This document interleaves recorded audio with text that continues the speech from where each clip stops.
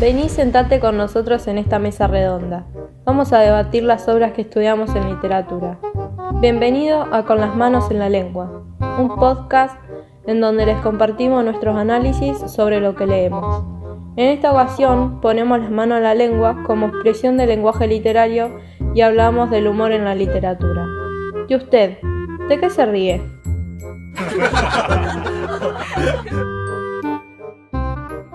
¿Qué nos causa risa?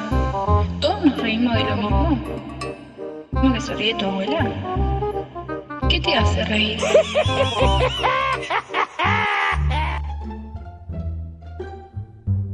Leímos algunos cuentos de Aguafuertes porteñas, de Roberto Artz, y no nos causó mucha risa. Pero lo ordinario, lo usual, cobró un significado distinto. De alguna manera, este autor lo rescata y lo valora. Artz se convierte entonces en una suerte de microhistoriador, en el cronista de las pequeñas cosas. Pero no es un comediante, ni quiso serlo, sino que utiliza otro recurso de humor para matizar sus textos: la hipérbole y la ironía. La hipérbole es una figura de exageración. Artz es hiperbólico. Exagera, se excede. Por otro lado, la ironía, decir algo queriendo decir otra cosa. Hacemos aquí una advertencia. La ironía es un recurso verbal por excelencia, ya que para que se produzca el desplazamiento de los significados, ignorando lo significante o invirtiendo su significado habitual, deben coincidir factores como conocimiento con el interlocutor, contexto, entonación y demás.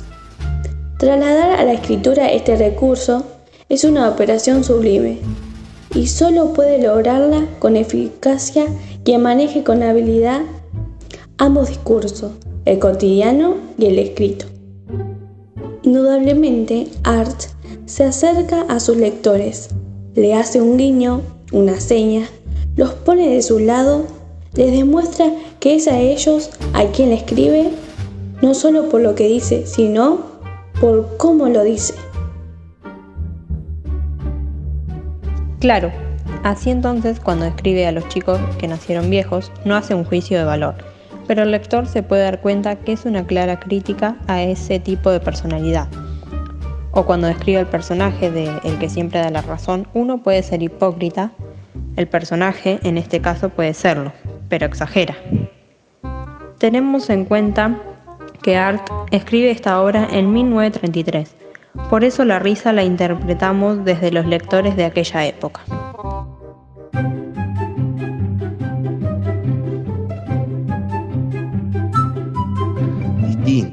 Muy distinto a lo que nos sucedió con Fontana Rosa. Leíamos y nos pausábamos porque alguien empezaba a reírse y no paraba y desataba carcajada en el otro y así. Lo que pasa es que Roberto Fontana Rosa es más contemporáneo. Imagínate que lo que leíamos es del 90 y del 2000. Además que él es humorista gráfico. Claramente, hay otro estudio y otro fin en su obra.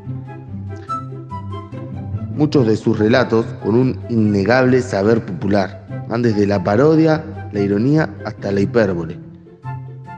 Muchos otros son de fútbol, para quien le interesa. Siguen manteniendo el humor ahí también. Imagínate que algo tenés que reírte cuando lo lees, porque en Argentina declararon el Día Nacional del Humorista en conmemoración a su nacimiento. Nos genera risa la transgresión a la regla. El uso de las malas palabras en una narración, en un cuento, que según él no existe. No hay malas palabras, sino palabras utilizadas en un contexto inadecuado. Pero entonces un lenguaje, una expresión vulgar en un libro nos genera risa. Leer la historia del Gordo Luis y pensar que te la está contando tu tío en una peña de viernes, pero no, la encontramos en un libro.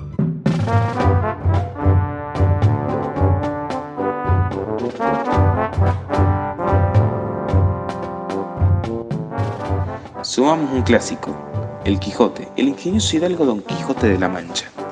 Miguel de Cervantes, el autor, creó a su personaje con la intención de burlarse de los libros de caballería que hacían furor en su época, y donde los personajes fantásticos realizaban y vivían hazañas y aventuras increíbles.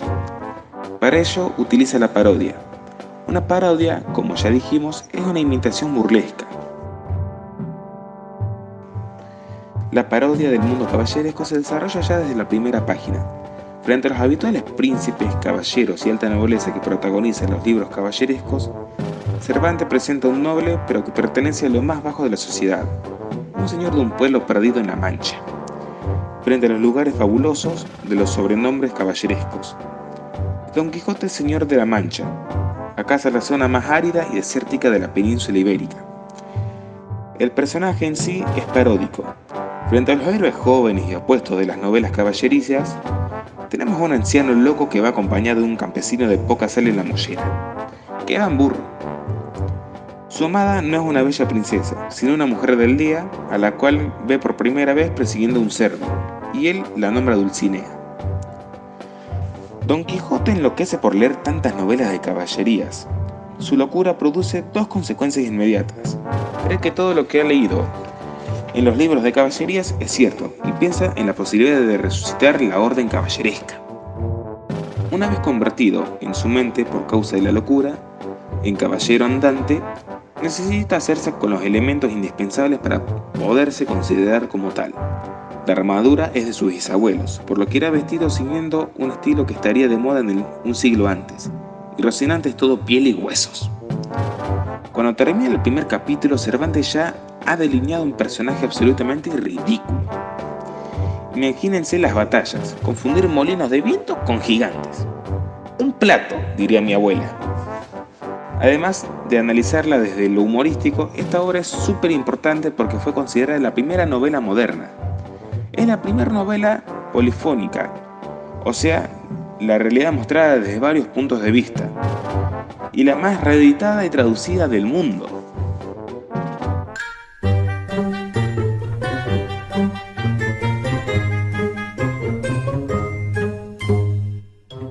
En fin, entendimos que el humor es subjetivo y que depende mucho del momento en el que se viva para opinar sobre determinados chistes, historias cómicas y dichos, y sobre todo en la literatura.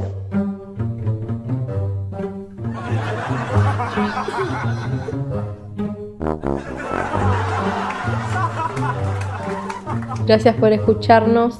Nos encontramos en un próximo episodio de Con las manos en la lengua.